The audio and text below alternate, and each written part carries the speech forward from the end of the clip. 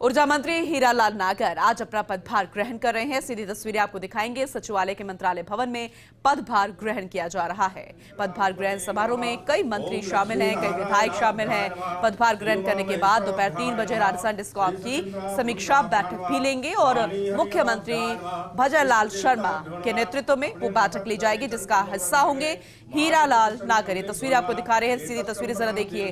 पूजा पाठ किया जा रहा है, विधिवत रूप से पदभार ग्रहण किया जा रहा है और साथ में कई मंत्री और विधायक भी इस दौरान मौजूद हैं।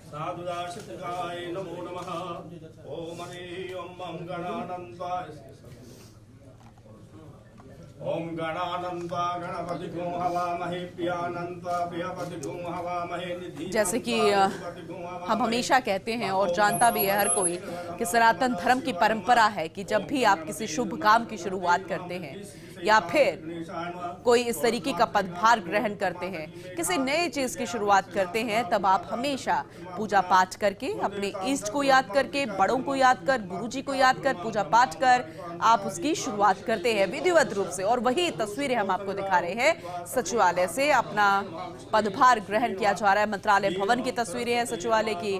ऊर्जा मंत्री हीरालाल नागर जो कि अपना पदभार ग्रहण कर रहे हैं, अपनी जिम्मेदारी को वो बखूबी समझते हैं और अपनी जिम्मेदारी का निर्वहन करेंगे। आज से वो अपनी कुर्सी संभालते नजर आएंगे। वाणी सहयोगी विकास शर्मा लगातार हमारे साथ बने हुए हैं। जानकारी उन्होंने पहले ही दे दी थी और एक बार फिर से उनका रुख करेंगे। विकास, जैसे कि आप जानकारी दे रहे थे कि अभी पदभार ग्रहण किया जा रहा है हीरालाल नागर की तरफ से और फिर समीक्षा बैठक भी होगी आज राजस्थान डिस्कॉम की, उस बैठक का भी हिस्सा होंगे। पूरी जानकारी दीजिएगा। देखिए, बिल्कुल इस वक्त ऊर्जा मंत्री हीरालाल नागर जो है वो अपना पदभार ग्रहण कर रहे हैं। महत्वपूर्ण जिम्मेदारी दी गई है उनको और महत्वपूर्ण जिम्मेदारी के साथ में चुनौतीपूर्ण जिम्मेदारी भी दी गई है। ऊर्जा महकमा एक ऐसा महकमा है जो कि सरकार की बहुत बड़ी एक टास्क है और उसमें अगर सिस्टम नॉर्मल रहता है तो काफी हद तक इसके हर जगह पे अनुकूल रहती है। तो ऐसे में एक बहुत बड़ी चुनौती है हीरालाल नागर के लिए और सबसे बड़ी चुनौती इसमें यही है कि बिजली का संकट, खासतौर पर कोयले का संकट, जिससे कि बिजली का उत्पादन होता है वो जल्द से जल्द समाप्त हो और उसके लिए लिंकेज और जो काटे बटन जो प्रदान है उसका जो सेकंड फेज है उसमें जल्द से जल्द उत्पादन शुरू हो। इन तमाम तरह के इश्यूज को लेकर के जो है बहुत बड़ी चुनौती इनकी है। उसी चुनौती का हिस्सा जो है वो इनको बनाया गया है। ऊर्जा मंत्री इस वक्त सचिवालय में पदभार ग्रहण कर रहे हैं। पदभार ग्रहण करने के बाद में अपनी जो विभाग के अधिकारी के प्रमुख उप सचिव भास्कर सावंत वो यहाँ मौजूद है। उनकी मौजूदगी के अंदर पदभार ग्रहण कार्यक्रम चल रहा है। आप देखते हैं कि पूजा अर्चना शुरुआत में की गई है। पूजा अर्चना के साथ में अपना पदभार ग्रहण जो है ऊर्जा मंत्री हीरालाल नागर जो है वो कर रहे हैं और यहाँ पर सचिवालय में जो उनको कक्ष आवंटन किया गया है 110 कक्ष के अंदर ही पूजा अर्चना के साथ ही हीरालाल नागर जो है वो अपना पदभार ग्रहण कर रहे हैं। ऊर्जा मंत्री के रूप में उनको महत्वपूर्ण जिम्मेदारी दी गई है। बहुत महत्वपूर्ण जिम्मेदारी साथ ही चुनौतीपूर्ण जिम्मेदारी भी है, क्योंकि ये जो जिम्मेदारी है ये जिम्मेदारी ऐसी है जो कि सभी के लिए बहुत ही ताकतपूर्ण रहेगी। बिल्कुल बेहद खास है क्योंकि सनातन धर्म की परंपरा भी है। विधिवत रूप से पूजा पाठ करके हम किसी शुभ काम की शुरुआत करते हैं और वो तस्वीरें भी देख रहे हैं। क्या मीडिया से भी रूबरू होंगे हीरालाल नागर?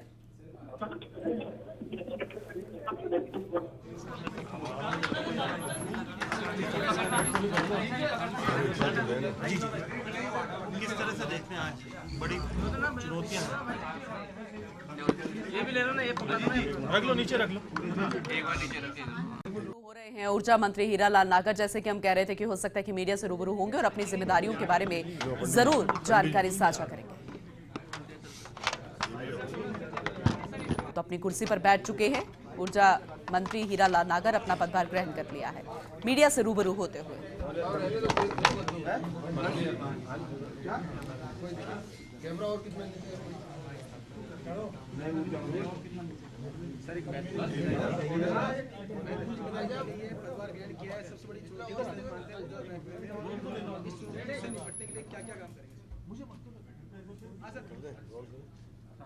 ठीक है, तैयार सर। आज आपने ज्वाइन किया पूरे विधि विधान के साथ में, पूजा अर्चना के साथ में, किस तरह से अपने काम की शुरुआत कर रहे हैं? क्या प्राथमिकताएं लेकर के अपनी चुनौतियों का सामना करेंगे?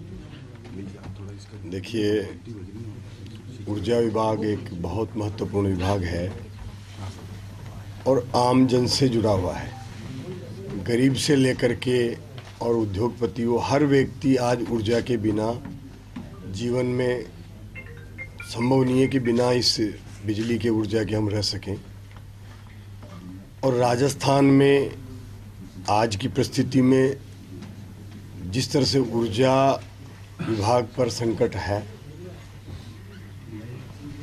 कर्ज से दबा हुआ है ये विभाग, महकमा पूरा, और बड़ी चुनौतियां हैं। लेकिन उसके साथ साथ राजस्थान में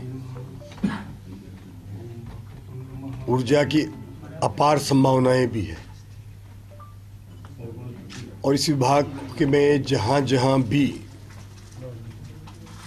सुधार होने की संभावनाएं हैं, चाहे वो उत्पादन में हो, वितरण में हो या प्रसारण में हो, उनको ठीक करेंगे। विभाग में मैंने आज 3 बजे से पावर पॉइंट प्रेजेंटेशन का एक विभाग को निर्देश दिए हैं और उसकी समीक्षा के लिए रखा है।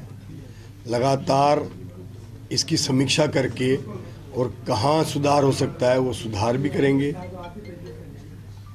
भारतीय जनता पार्टी की सरकार का, भजनलाल जी की सरकार का सबसे पहले ये उद्देश्य है हमारा कि हम आम जन को निरंतर निर्बाध बिजली पहुंचाएं, और किसानों को भी हम प्रयास करेंगे कि उन्हें दिन के समय बिजली मिल पाए। तो इन सब चीज़ों पर विभाग में एक बार रिव्यू करके, परीक्षण करके जहाँ जो कमियां उनको ठीक करेंगे, और उत्पादन की जो इकाइयां हैं आए दिन उनमें ब्रेकडाउन आते रहते हैं, उन कारणों को भी जांचेंगे, परखेंगे। और अपने यहाँ से राजस्थान से सोलर ऊर्जा की जो संभावनाएं हैं उसमें भी विभाग के अधिकारियों के साथ बैठ करके और ये देखेंगे कि हम कितना और अधिक इस सोलर ऊर्जा से आम जन को लाभ दे सकते हैं। आज की इस परिप्रेक्ष्य में एक सोलर ऊर्जा ही ऐसा ग्रीन एनर्जी का हब है राजस्थान, और वो निश्चित रूप से उसको हम इस 5 साल में ऊर्जा विभाग को नई ऊंचाइयों पर भी लेके जाएंगे, और उसी के माध्यम से राजस्थान में औद्योगिक का माहौल भी बनेगा। किसानों में भी जो संभावनाएं हैं उनको भी हम ठीक करेंगे। मटेरियल की विभाग में निरंतर कमियां हैं, चाहे वो ट्रांसफार्मर की हो, चाहे वो नए जीएसएस बनाने की हो, प्रसारण की लाइनों की हो, अपग्रेडेशन की हो, इन सब को हम परीक्षण करके ठीक करेंगे। और मैं ये विश्वास दिलाता हूँ कि ये इस कार्यकाल में इस ऊर्जा विभाग को नई ऊंचाइयों तक पहुंचाने में कोई कमी नहीं रखेंगे। सर, बिजली कंपनियां हैं 1 लाख करोड़ के घाटे से इस वक्त जूझ रही है, इस वक्त की स्थिति है। पिछली पूर्व सरकार के अंदर एक उदय स्कीम लेके आए थे, जो देशव्यापी एक स्कीम थी जिसमें कि बिजली कंपनियों को रिस्ट्रक्चरिंग करके वापस से खड़ा करने का प्रयास किया गया था, लेकिन वापस से वही स्थितियाँ पैदा हो गई कि राजस्थान डिस्कॉम 1 लाख करोड़ के घाटे से जूझ रहा था। देखिए, हमने पिछली हमारी सरकार के समय जब भी हमें ये विभाग कर्ज में मिला था, उस समय भी राजस्थान सरकार ने 60,000 करोड़ का कर्जा खुद के बजट में प्रावधान करके, और इस पर केवल उस समय 20 लाख करोड़ का कर्जा मात्र रह गया था। आज 1,32,30,000 के करीब कर्जा है, जिसमें मुझे अभी जानकारी है वो लगभग इतना कर्जा है। और उसको निश्चित रूप से फिर हम नई चुनौती है, फिर से हम ठीक करेंगे विभाग को। कांग्रेस राज में पिछले 5 साल में जितना इस विभाग में चाहे वो अनियमितताएं हुई हो, कहीं भी ये प्रयास नहीं किया गया, चाहे वो जनरेशन के क्षेत्र में ले लो, कोई नई इकाइयाँ, नया उत्पादन इन्होंने करने का प्रयास नहीं किया।